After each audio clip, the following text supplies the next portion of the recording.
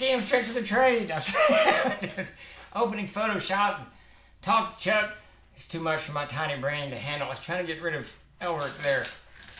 I'm not sure why he's still hanging there.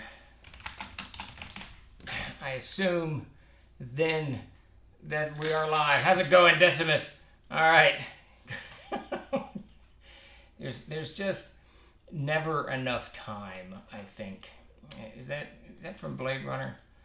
Let's see. We want digital content here. I really feel as if Elric needs to. I mean, that's some famous art. I really I certainly don't anger Elric or Corum or any other of his incarnations. It's not a tiny brain. It's just a small brain. Yeah, there you go. It's just too much going on. You know, we're almost at the end of this very long road of too many unfulfilled Kickstarters. We've got 4 of them tucked away, 1 left to go. Well, 2 left to fulfill, but 1's mostly done. So we've been cramming all of this into too short of space, and my brain pan hasn't much room. And in the midst of all that, we found a printer. Jason found a printer for our screens, so we're going to have screens again in the store very soon. So that's very exciting news. Yes, Antiquus, that is Michael Whelan, one of my absolute favorite artists of all time. His stuff that he did for Elric, like that one, and then the material he did, the paintings he did for the Barsoom books, is just through the roof. There's just something about his, the detail merges. I don't know what it is. There's just something about it. You know, you look at Frazetta, and Frazetta does these wonderful color washes, and he really does. But the detail of a Frazetta kind of merges with the action in the painting itself. But Michael Whelan, he does these, or Whelan, however you say it, Whelan, whatever. He does these. I don't know what it is. The detail is there, and he doesn't lose the detail as it washes into the color behind it. I don't. For myself, it's always obviously subjective. But for myself, I probably would lean towards Michael Whelan over Frank Frazetta. That might be a mood thing too. I might, depending on my mood, is when I might actually do that. But there you go. There you have it. We are here doing GM's Tricks of the Trade, I believe. Chuck or Tim or somebody, if you want to change the title down at the bottom, so people wandering in from beyond can see we're doing a GM's Tricks of the Trade here for virtual Greyhawk Con, and Jay and all of his folks over there. So the whole weekend is filled with virtual Greyhawk Con, so don't hesitate to dive in. We just wrapped up a short game where the dogwoods bloomed, where I ran a bunch of folks through it. We ran out a little bit of time because of some sound issues that we always seem to have when I use Discord. I don't know what the issues are, but what are you gonna do? So it is what it is. No Goblin Massacre. That there was supposed to be some huge fight at the end, but it didn't happen. But I will say this, Antiquitas, I believe it was your idea to use the tail. No, it wasn't yours. It was the other guys. Use the tail to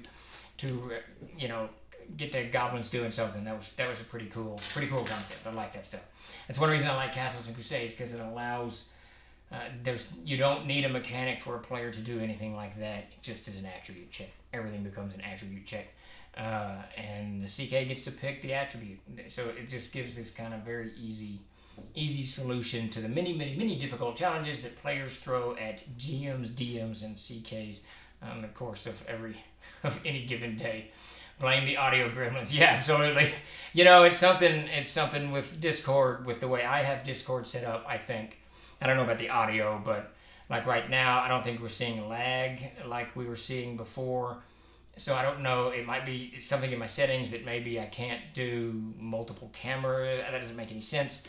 But it seems to only happen when I'm streaming through Discord, and that we get this horrible lag, and that was costing me a little bit of trying to figure out who said what, because the sound would come through, and 12 seconds later the body would move. I see someone talking, so I don't know who said what.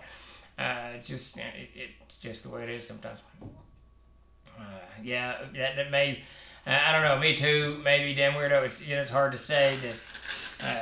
I know a new camera was on TLG's list, but we never did get it. I'm still using this monitor thing, but who knows? I don't know. Everything seems to be moving just a little bit slower. Troller games. And the other day, the hell was I doing? I had to ship something priority, so I went out there. I don't do mailroom often, but I went out there to do the mailroom, and I got in there. And I turned on stamps, and as I was copying the address, put it in there, stamps went down. I thought, shit. So I said, rebooting that. When I was doing that, I said, oh, well, I'm doing that. I'll go to the binder, and then the binder had to get reset. So I left the binder, and a third thing, and everything was just breaking, one thing after another. And I thought I just need to go to bed. Just go to bed and start over. But it's not in the cards. Might be a Discord issue. Got it with Kayla. Yeah, it's my guess is I've got settings. Discord streams always like, oh, interesting. I said, oh, that's interesting to know. Chuck keeps saying he wants to get down here and fix it, but I don't know. I don't know what it is. Yeah, the video was like a badly dubbed kung fu movie occasionally in a short session. No tips on keeping that same level of roleplay and also keeping the story moving. Yeah. Yeah, I don't know. It's funny too, and it's one of the things that when I play, I feed off of the players so much. So the more playing the players do, which you guys were doing, but I couldn't hear it, so I couldn't hear stuff, and it was just jumbled. It's difficult for me to get into kind of character or whatever it is into the mode of running the game. It's interesting to me that like I mentioned in that stream, that so many people today, so many younger people who are playing RPGs haven't actually done it or don't do it often in person, and they really kind of look at doing it in person as this new thing, which is just awesome. It just makes me happy. I don't know why. It's just funny. Then there was that bit where the sound started looping on top of it. So groovy trip, yeah. I think that was my feedback through Chuck's or something. I don't know. I have no idea. It's all probably if we sat down and really worked it through, we could figure out what the hell's going on. And we'll do that in coming weeks as Chuck gets back on. Chuck's life's kind of back. No, you took a hit of acid. There you go. As Chuck's life gets back into some semblance of order after a horrible bout with COVID, and then moving and selling and blah blah blah. It's it is what it is. How's it going, King Cola? We hadn't seen you in a while. Thanks for joining us. Yeah, it's absolutely one of my favorite. Oh, we were talking about that earlier. One of my favorite all-time paintings, and Whelan is one of my favorite all-time artists. Balance of Stories Gaming is tricksy, especially on limited time. It really is, and then you see that clock kind of running out. You got to start chopping stuff, and then you never know. It's one of the things that GMs run into. I was running for the young bloods, these young kids that are between the ages of 15 and 20, a couple weeks back, and they kept. I swear to God, I can't remember what they were fighting. It was hobgoblins or something. It wasn't very tough, but I've never seen so many natural ones rolled at a table in the course of a small period of time. Wilson, in 3 rounds in a row, rolled 3 ones and like a 3 and a 7 or something, and they didn't hit anything. And what I had planned is kind of a spoiler encounter, just kind of get the adrenaline going and get the kind of everybody into the mood of things. Turned into this a whole hour-long grueling segment of battle and trying to stay alive, and it was a mess. And those are the things when you're jamming. Those are one of the things that becomes when you're trying to balance a game out, especially if you've got time to deal with, and you've got to start, you really got to get in and start messing with the game itself, tipping dice or whatever it is that you got to do. Do you see encounters and difficulty as an ascending process to a climax, so that's the big death risk, or every encounter is having to have that edge in between actual non-role-playing gas parts? That's a fantastic question. Art of the Cleric, Artharn the Cleric. That is an absolutely fantastic question. So the question becomes, what is the nature of the encounter? Should all encounters have some element of risk, or should they build up to, what do they call it now, the BBEG, the big bad evil guy, or whatever they're calling it? And I think I think that I use encounters as tools for so many different things. The clear answer to that, that there isn't a really clear answer to that, other than the GM has to use various encounters for various purposes. So frequently I'll do, like if I got 2 tables I'm running, one's very high level, I'll frequently do spoiling attacks against the higher level parties because they're so strong. If they go into fight X monster, it's not going to be challenging at all. So sometimes these are not walkover, but they're just to kind of absorb spells, get them to use up spells or what have you. That's sort of what you saw in tonight's game, as the wizard used all of his magic missiles before the actual big encounter was to take place. So there's a little bit of that, but I think that no matter what you're using the encounter for, whether it's the main gist of the evening's play, whether it's the big one at the end, it has to have that feeling of risk and death to it. It's one of the reasons that I try when I run games, and I recommend this to everybody, is I try to give a little bit of life to the descriptions of what the monsters do, and have the monsters react, the humanoids, whatever they are, have them to react to stay alive, not just to kill the characters or to propel the plot or whatever it is, but give them just a little bit. Don't want to go too far. You don't want to become emotionally attached to your monsters, but to give, so that you don't ever let them die, but to give them a little bit of juice, so that they actually kind of react with emotion and whatnot, and they're not easy to track. Then they become a little bit real, no matter what it is. And with that comes the idea of a little bit of, because they don't want to die, they want to kill, and they're not just there to soak up damage or soak up spells or what have you. There's risk involved, and they're going to do crazy shit to stay alive. So even if it's a spoiling attack, even if it's something that's very weak that the party should be able to knock out pretty quick, and the risk of death should be somewhere in there. Or minimally the risk of horrific injury should be somewhere in there. And that way, no matter what the players are doing, as you evolve as a GM, as you evolve your game, no matter what the players are doing, they're going to know that this might be the one. This, that random shot. What is that? I can't remember the Civil War general was on the Union side. I can't remember his name offhand, but they were attacking the Rebs, and there were snipers out hitting the command post, and was it Cedric? But he says something like some of his soldiers told him to get down, and he said the Rebs couldn't hit an elephant or the side of a barn or something, and he took a round to the head and died right after he said that.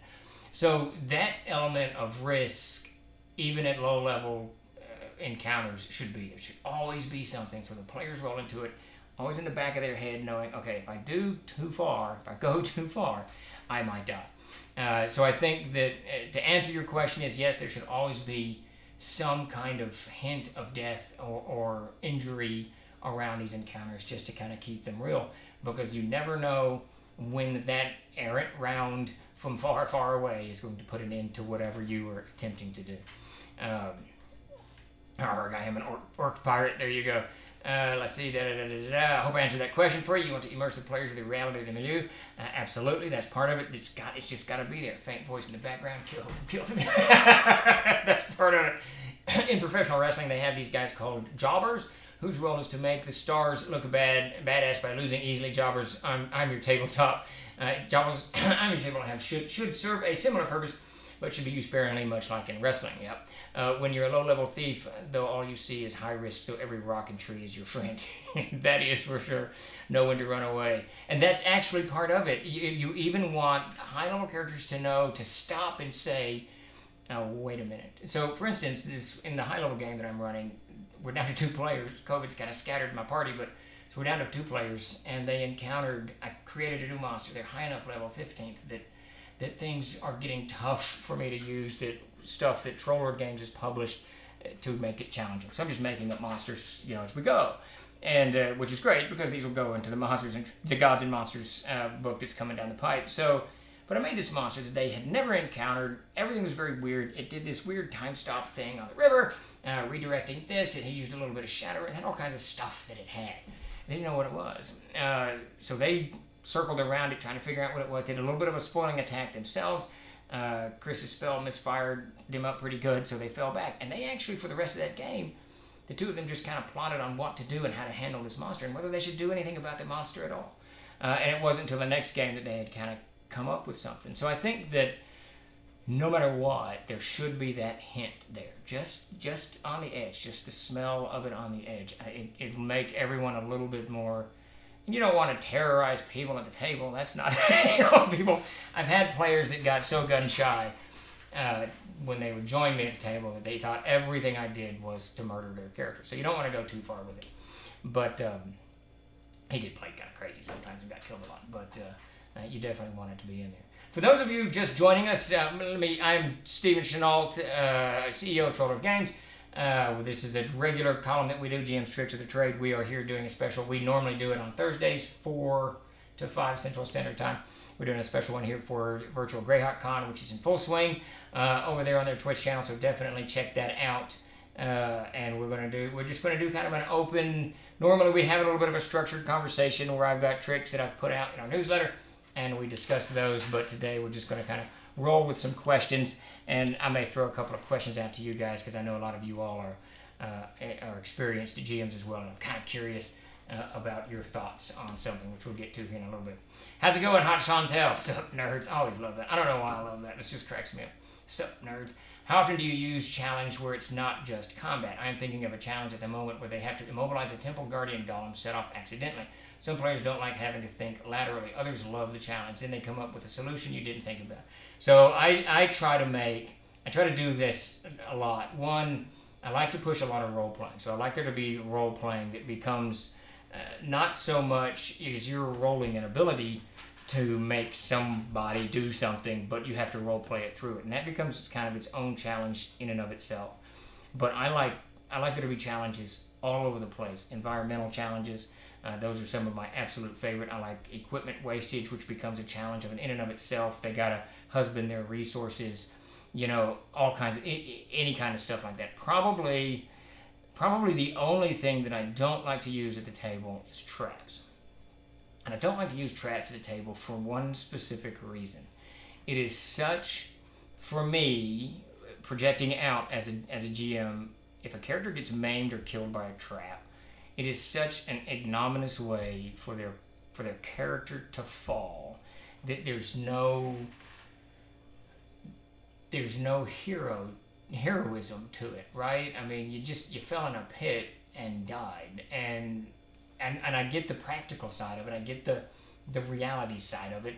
Though I will say this, I don't know why a wizard would put traps all over their dungeon, because I can guarantee you if I built a dungeon and I put traps everywhere to keep people out, I would be the first person that went to the grocery store, got some Dr. Pepper, came back into the dungeon and forgot to unset the trap and fall in my own pit trap, kill myself. So I'm not sure why creatures would trap their own homes. I've got a house. I don't have any traps in it. So not really sure why that would happen. But unless you're just building something like Tomb of Horrors just to kill people. But I don't use traps much. So in answer to your question is I use lots of... I try to make everything kind of challenging beyond combat. I think combat's cool, but I think that it becomes the end game too often. You play 5 sessions and then there's the big bad guy, and you play 4 sessions and there's the big bad guy. I don't think that's necessary at all. I think you play 1 session, there's the big bad guy, then you play 4 more sessions where there's other things going on. So yeah, I try to really put as much conflict and non-combat related conflict in the game as I can. It just makes it fun, and it actually, you'll find that, like, if you run me in a game, I'm very combat as a player. I'm very combat heavy. If you throw riddles at me, I'm not gonna figure this shit out at all. But combat, I love it. I get into it. But there's like Mark Sandy, a good friend of mine. He loves riddles. He enjoys combat, but he really likes figuring shit out. So at the table, if you do conflict other than combat, you're going to engage more of your players more often. Now, some people are going to be a little bit bored while this is going on or whatever. Like when a riddle game goes on, I just kind of mentally check out because I just can't do riddles. But it's a good thing. I think it's a very good thing to kind of shake all of that up if you can. Let's see. What did I miss here? A dungeon has to be an ecosystem, has to be lived in. Yeah, I'm a huge fan of that. My brother taught me that years and years ago, way back in the 70s when we started. He very quickly evolved into creating these environments that were actually, kind of realistic environments. And I'm right with you there. Art of the Cleric. It's just Arthur the Cleric. I just want to call you Art of the Cleric. I don't know why. And it's one of the reasons that when I do a dungeon, when I make a dungeon for publication, or when I'm doing it for my table, they're always very small. I rarely make them very, very large. Abstract's going to be the only exception to that I can think of offhand, because there's no reason for it. Unless you have someone actually building this dungeon for a purpose, and then it's not going to be trapped and all that bullshit. Also, if you start doing any traps early, every door, hall, path, etc. becomes a trap for the party to search out, killing more time unnecessarily. That's a great point in Antiquus, because they do. If they go into a dungeon or a castle or whatever, and square 6, they step on something and take 4 points of damage, now it's going to be a non-stop. And then you're going to get into that problem that the rogue or the thief or whatever game you're playing is the only one doing anything. Because they're going to do and detect traps constantly. And it's going to get exhausting for you, and it's going to get exhausting for the players. Traps, if I use one, it is so very rare that it's special. Plus, I just don't think they should, I don't know, they're just odd. Unless you tell my mother I fought bravely as you plummeted to your death. Yeah, there you go. The one way you can save the ignominy of a trap. But do you have it? Or ADT? Yeah. That's what the wizard. But can't the wizard do that, Hot Chantel? Can't the wizard put like a magic mouth that shouts, "Somebody's coming in," or whatever? The wizard can actually do ADT on the house, and they're good to go. So that's great. Traps are for squares. Nobody wants to die to a trap, so it's that's just traps are for squares. What did King Color? What did Archer say? I'm calling the 1930s. I want my jargon back, or whatever he says. I don't know if you watch Archer, but it's an absolutely great show. And Square, that's 1950s. Square, is that 1950s? If you're a square, I think that's the 50s, not the 30s. There you go. Ever watch the Inspector Clouseau movies? Man, I was talking about that just the other day, Marquis. You always trap your home. Who's his assistant who's always attacking him? Oh, man, I can't remember his assistant's name. I loved those movies as a kid. Oh, my God. I haven't watched those in forever. Some players like riddles, others hate them. Depends on your group. That's just it. And frequently you'll find that some people like them. Some in your group like them, some don't. So you get this nice mix. Don't make traps deadly. Try using them to waste spells. Oh, now that's a great idea, Willie. That is an absolutely fantastic idea.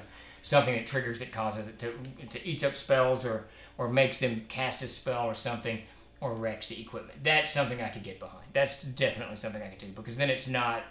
It just becomes an inconvenience, and it's not something that's deadly and takes away, 4 years of adventuring when they fall into a pit that's got bungee stakes in it or whatever. That's a great idea, Willie. Absolutely great idea. I use traps to alert the inhabitants. So, that I can see that if you've got a dungeon that's contained and that the inhabitants aren't leaving it frequently, then I can see that, it sets a sound off or whatever. But putting a pit trap in the middle of your main hall that goes to the kitchen, I just don't think it's a good idea. You're going to get up one night, you want some cookies, and you go to the kitchen, and there's a dead wizard laying in the floor. So, alarm spells are shriekers. That spell, I love shriekers. Absolutely love that monster. The only trap I ever use is a tripwire at the top of a flight of stairs. At the bottom of the steps, you place a big heap of pots and pans. There you go. Now everybody's alerted. Everybody knows that someone's come to town. Cato, that's the guy. Man, I absolutely love those Inspector Clouseau movies. The Pink Panther movies. Pink Panther, yeah. The concern with riddles is that you then need to clarify metagaming in solving a riddle. Yeah, riddles are tough. You have to know, if you're running a game, you better make sure you've got someone who's got the mindset for that. At my table, there's definitely Mark Sandy. Mark Sandy he is good at that. He can unriddle stuff very fast. Mac's pretty good at it. Todd and I can't solve a riddle for shit. Chris is okay. So if Mark's not at the table, I would never put a riddle out there. Mac might get it, but Mac's going to get bored. If he doesn't, he's going to kill something. I'm definitely going to kill something if I don't get it. So, yeah, riddles are just tough. Party tank falls down a hole while the rest of the party try to drag him out, and the kobolds attack. There you go. My DM uses Dungeons and it's scary because there aren't many traps. And see, now that's, if you're going to do traps, like many of these things, they should be sparingly used. They shouldn't be everywhere. And maybe they should be, and this is just a thought, because I don't think traps very often, maybe they should be accidental. So I'm watching this, I've talked about this quite a bit over the past week in my various streams. I'm watching this gameplay of Little Nightmares, Little Nightmares 2. And the basic idea behind it is these two gnome-like creatures, I'm really not sure what they are trying to escape this world where they've been imprisoned. And I got to go through all of this. It's really cool. Go to YouTube. Let me see if I can find this thing. I got to tell you, hey, here's a little section of it. I'm watching the entire gameplay. It is breathtakingly beautiful. But there's traps in here that are accidental. Like he walks into a room, and when he walks in, the board creaks and a light fixture falls and hits him.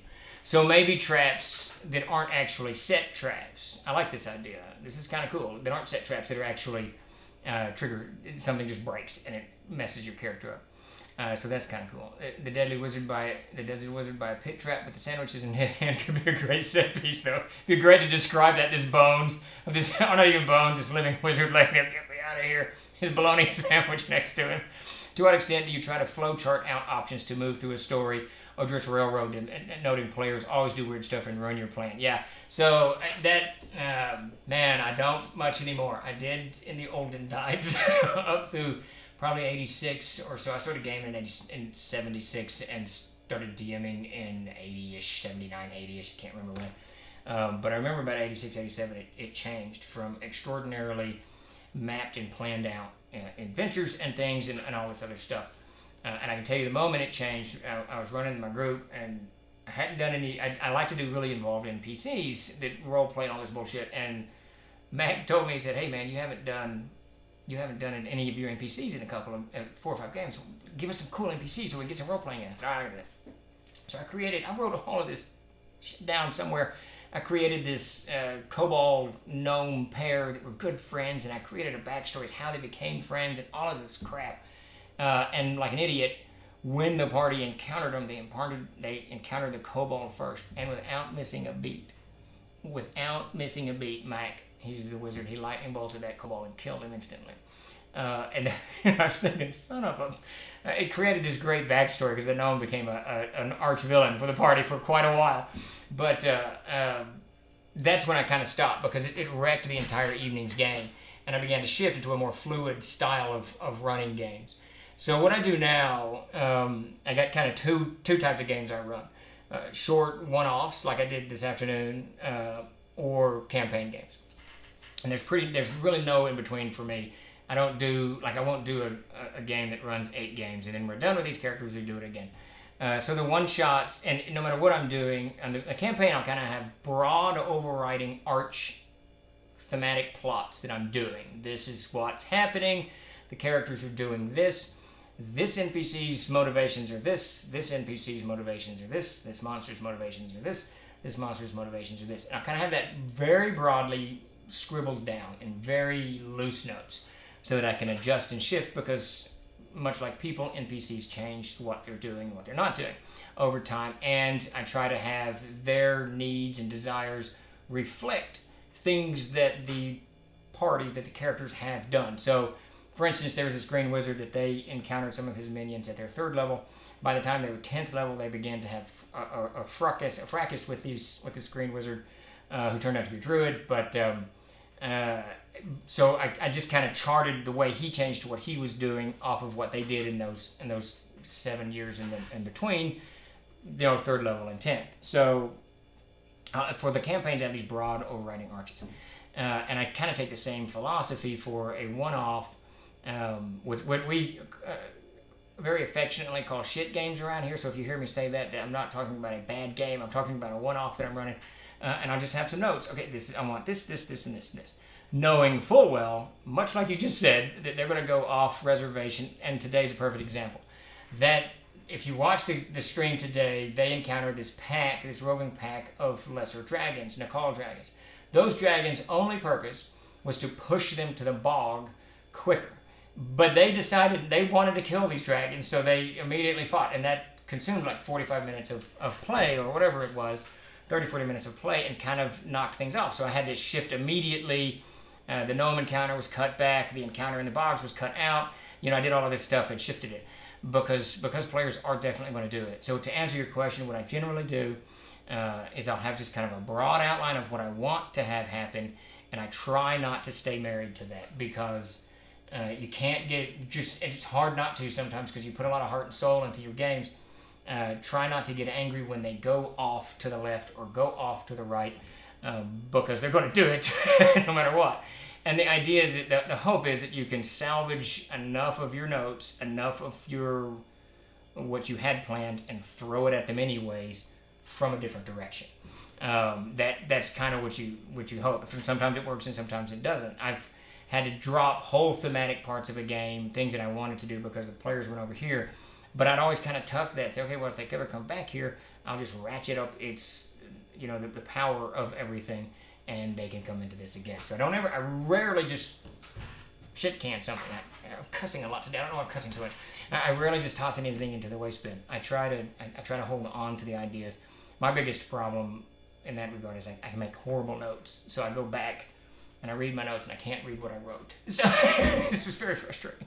Greyhawk has joined us. How's it going, Greyhawk? Just finished killing some PCs in my DCC game. There you go. I lean towards sandboxes myself, or at least giving players a lot of options. So that's what I like. I don't want it to constrain. I don't want to constrain too much. What did I miss? Can I start over from the beginning, please, Steve? Yeah, I'm on it. We'll probably be talking about movies before long, anyways. I was playing Mistborn earlier. Entire party's now captured. Next session should be fun. That's always fun to start them off captured. Starting a session when they're bound. I never took you for the kind of guy who'd watch Let's Plays. Let's Plays. Is that what that's called? I enjoy any kind of visual stimulation. I love movies. I love TV shows. And the types of playthroughs that I watch, I think is it theatrical? So it's not from the player's perspective. It's from as if you were watching the player do. And I don't even know why Little Nightmares popped up on my YouTube feed, but it just looked cool and I clicked it. And the graphics in it is nothing I've ever seen. Maybe stuff out there I haven't seen, but it was beautiful, haunting. I mean, it had this sense about it. And the little creatures that were running weren't human, so it was cool. I mean, everything was very detached. But I was watching, I watched another one quite a bit lately. Shit, what the hell is it? It should be on my feed now. Days Gone By? Does that sound right? It's a zombie thing that I've been enjoyed watching some of that too. Let's see. Here's a real what is metallic and heavy and red all over the fighter at the bottom of a spike trip. There you go. I design areas in the world and have events and the PCs can encounter them so they don't set the paths they do. Yeah, that's a good approach to it. A more realistic purpose for a trap a party may stumble upon. Let's say a previous party or monsters couldn't take the treasure out of a dungeon right away, so that they set a trap to prevent others from taking it until they get back. And oops, your party was the lucky ones to set it off. That's a good idea. You build that into your dungeon, and you got an idea. There's a reason for it. And from my perspective, if I'm running a game, if I can conjure up, or if a creator gives me a good reason for it, I'm all over it. A 10-foot pit in the middle of a hallway. It doesn't make any sense to me. Maybe, I don't know. Maybe he had a bunch of kids, he kept waking them up at night, and he wanted to fall in this pit. Shit games, I'm stealing that term. Yeah, that evolved at our table way back in the 80s when we started doing this huge campaign that lasted for years. But sometimes we just wanted to play. And Matt Golden, I think, is the one who started calling, let's do a shit game. And we just dive into it. Why are gnomes so embarrassing, and why are they so staunchly defended by weirdos? We're going to try. Davis, my brother, he absolutely hates gnomes, and I've never been fond of them because of the garden gnome thing. But we're going to try to rehabilitate the gnome's image in Castles and Crusades. In the new player's handbook, there'll be a new vision of the gnome, kind of based loosely on the elf quest elves from of old. Small, clean cut, fae-like creatures that tattoo their accomplishments on their bodies. So we're gonna attempt to make the gnomes a little bit sexier for the modern age. Yeah, but it was still 45 minutes of a fun combat. Oh, I loved it. I absolutely absolutely loved it. And I actually really enjoy combat. I love running combats at the table. It's one of my favorite things to do. I try not to do it too much, just to turn the game into one giant battle session. But I enjoy combats, and I enjoy watching people do stuff in the combats that I wouldn't normally expect. It's the constant and constant. I guess maybe that's it. I don't know. I do tend to cuss a bit. I find my notes far after I needed them. Yeah, I can't ever read mine. A wise DM once said they get to play characters, all the NPCs, so you use them to shepherd and interact. NPCs are probably the second, if not the most important thing at my table. Equipment is going to be either the second or the most important. I require all players, and I recommend any GM do this. Players have to be equipped. It has to be written down. They have to spend golds to get it. And that way, it's a great tool, and it's just like NPCs. It becomes a tool that you can use to propel the story in multiple directions. There's some all these damn ones which too much hail. There you go. Cussing is atmospheric for the con. Yeah, then we'll stick with it. Let's see. Skipping some conversation. I had a game this morning, but it got crashed by my family needs. That frequently happens, especially if you got kids running around or older people in your family. You just gotta stop. That sometimes it's just the way it is. That's one of the funny. We were talking about this the other day, Chantel. That we used to game just 10 years ago.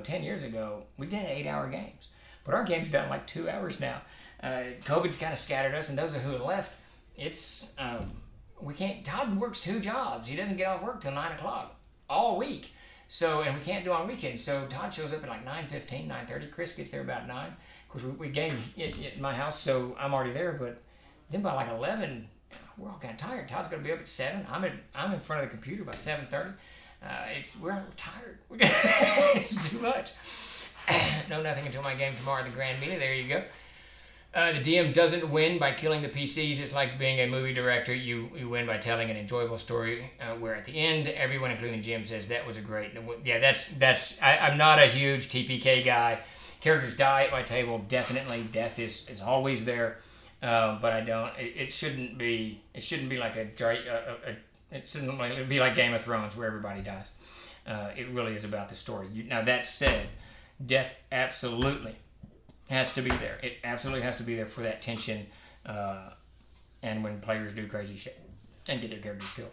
Gnomes are nothing but dirty gutter rats and should be exterminated. You sound like Davis. There you go. The DM wins if the characters are entertained and they in turn are entertained by their antics. Yeah, that's the thing right there.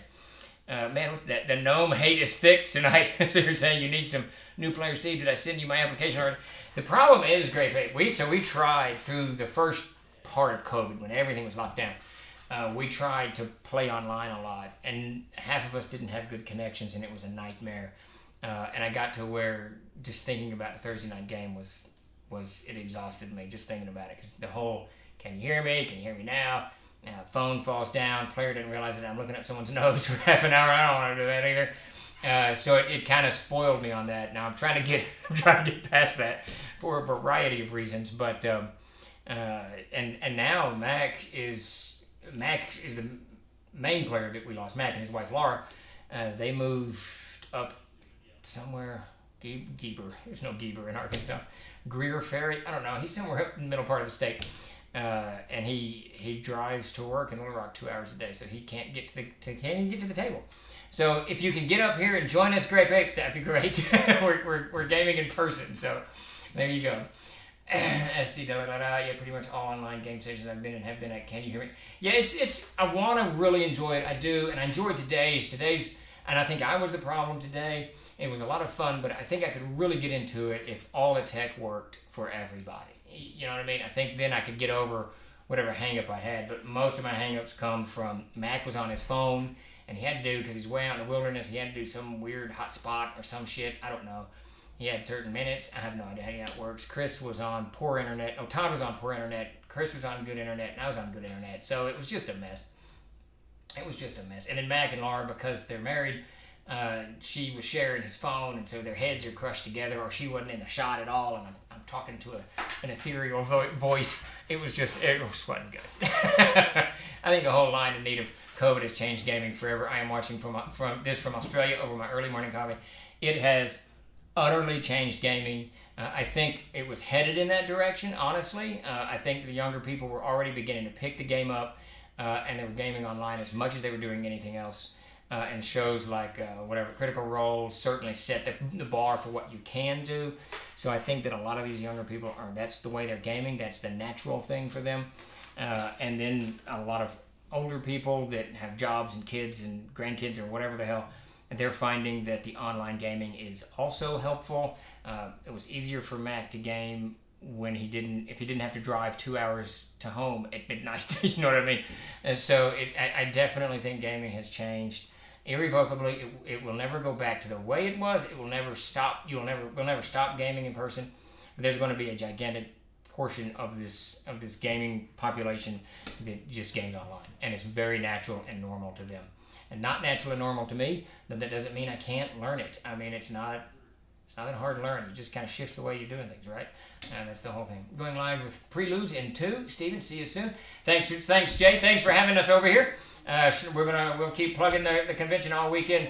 Lots of fun. And for those of you who do not know, Virtual Greyhawk Con is going on right now. So definitely check that out and visit there'll be games all weekend. Lots of Greyhawk stuff. And for those of you who may not know, that map behind me is the World of Air. That is my published setting, and its genesis is in Greyhawk.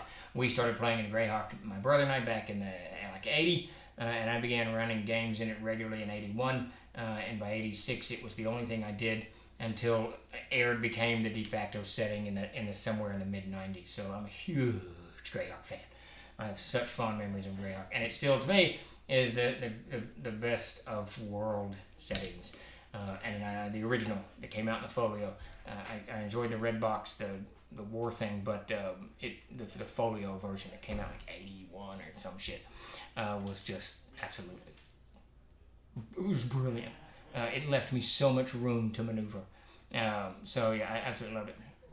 Your online is good because you do theater of the mind. The pitfall seems to be that when maps and avatar tokens are used, yeah, I don't think I'm going to ever be able to do that. I really don't. Eat to Surf, I really don't even care to use miniatures at my table in person. I will occasionally when the battles get nuts, but I would prefer just everyone describe and be a little confused. I really like, we've talked about this before in GMTT, I really like the Fog of War.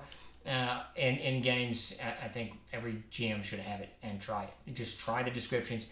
Players are confused. That's okay. That's okay. It is confusing to be in a forest with dragons attacking you and swords and bows and magic missiles flying in every which direction. I'm good at it. A hybrid of both for a group looks like the way that it'll go. Probably. They've got some crazy VR coming out. Some absolutely crazy VR coming out. On the online thing, do you think Troller Games is going to have to think about how adventures or games be run online as part of how written and produced?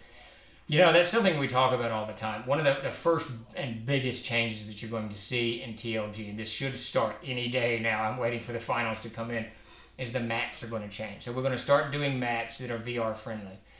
This is going to be for Shard and Fantasy Grounds and Roll20, and there's another one I'm not remembering. I almost got it.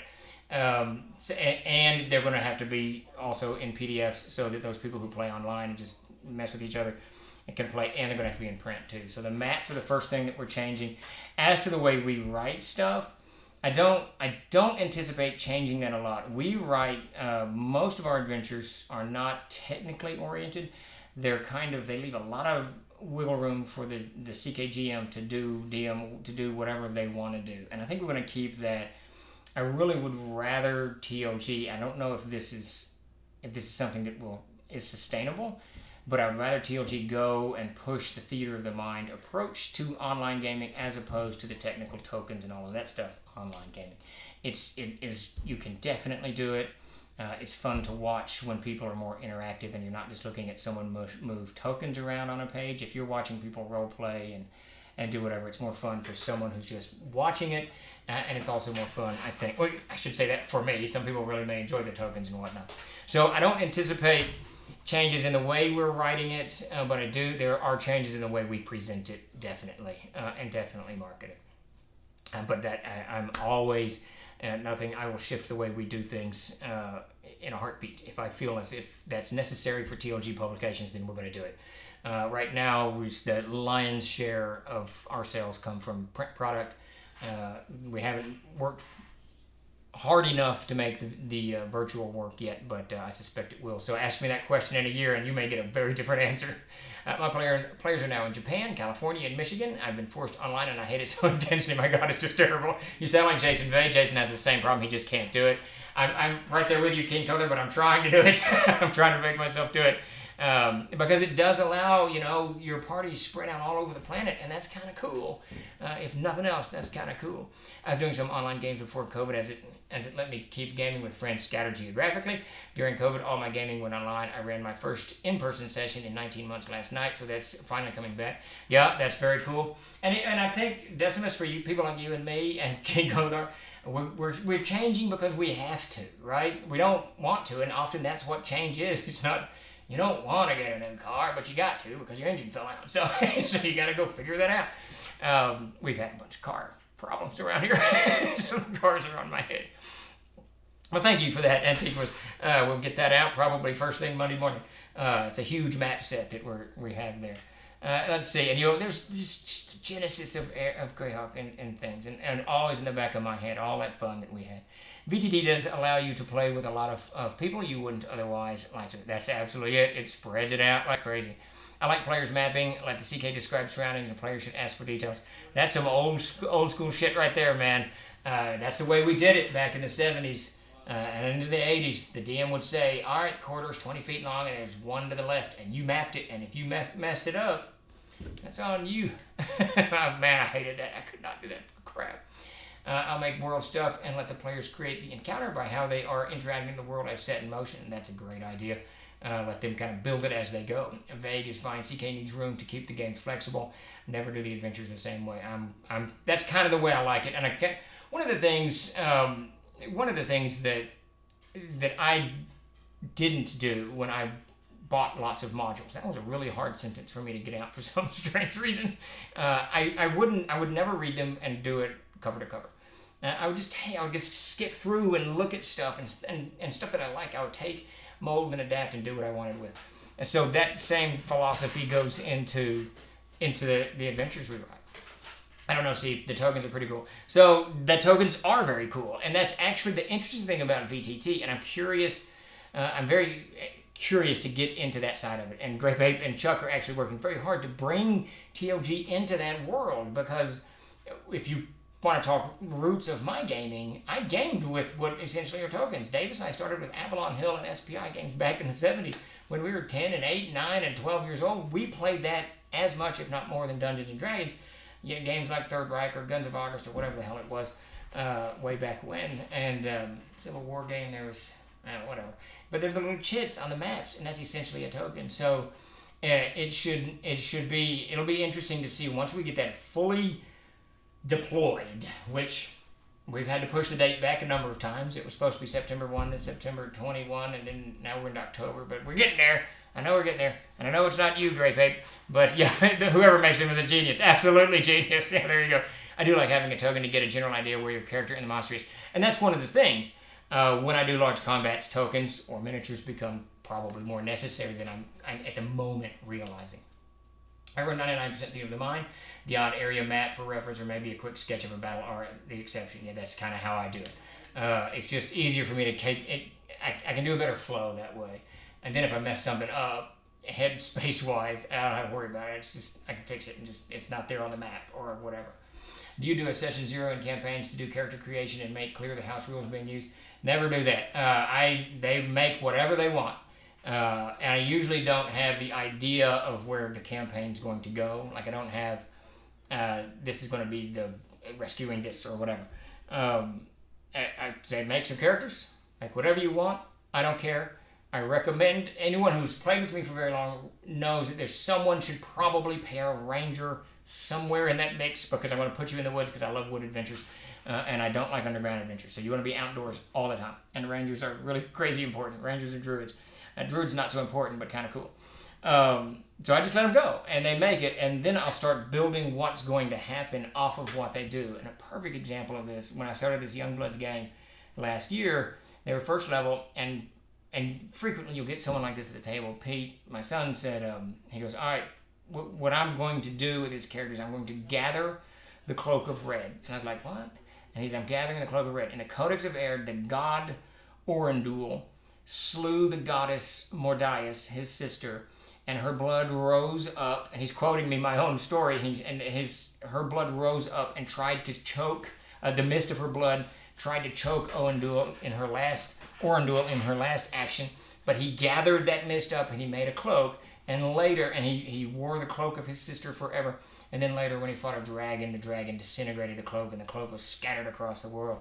And he said, I'm going to gather that cloak. At first level, I thought, well, holy shit, there's your campaign. So suddenly, I began developing notes off of that. So what I do when I run a game, I don't do any kind of session zero. We just start playing. That way, there's no real vested interest. If someone gets killed, they gets killed.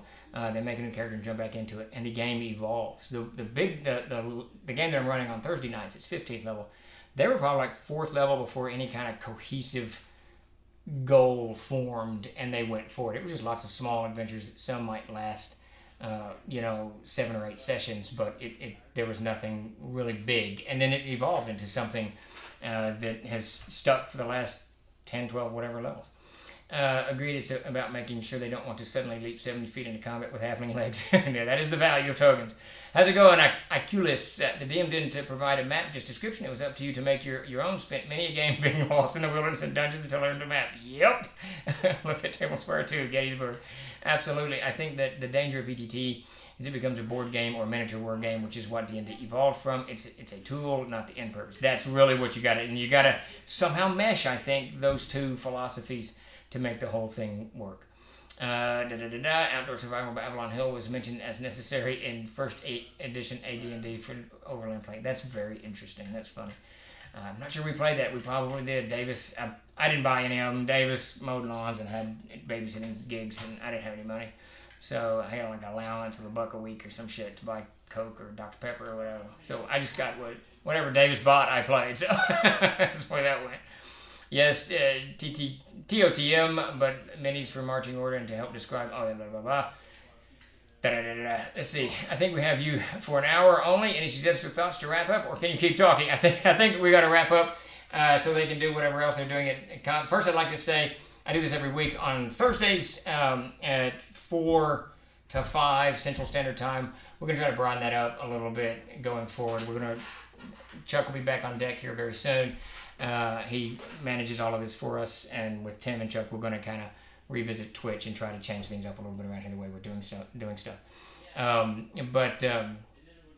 I actually really enjoy. We'll do structured ones, but I really enjoy things like this art where we're all kind of throwing ideas back and forth because it helps us all. A lot of us DM different players and different characters.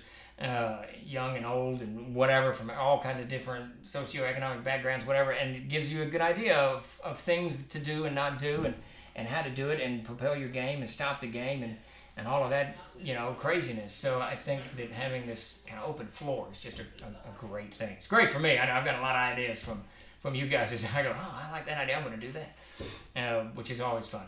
But I will keep tuning in for these great. Yeah, I appreciate it. The more the merrier. Spread the word. We're trying to build this channel. I do an Ask Me Anything on Tuesdays 4 to 5, and then GM's Tricks of the Trade on Thursdays 4 to 5.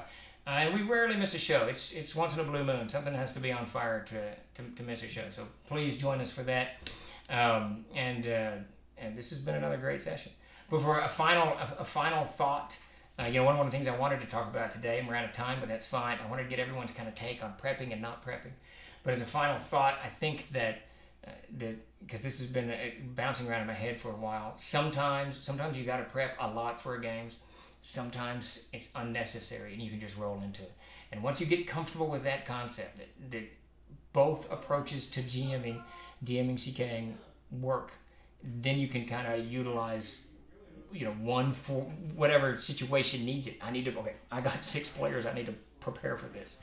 I've got this guy who really likes to do this. I need to prepare for this. All right. Nobody gives a crap. I don't need to do anything. So I think that subject is pretty broad. I think that we can all approach from sometimes you prep, sometimes you don't. That's just the way that is. Yes, raises Dr. Pepper Steven. There you go. My Dr. Pepper. All right, so I think we're going to be doing dinner pretty soon. For those of you hanging out, please join virtual. I keep forgetting the word virtual. Virtual Greyhawk Con. There's too many G's in these cons. Greyhawk Con, Gary Con, Gamehole Con, Gen Con. Come on, man.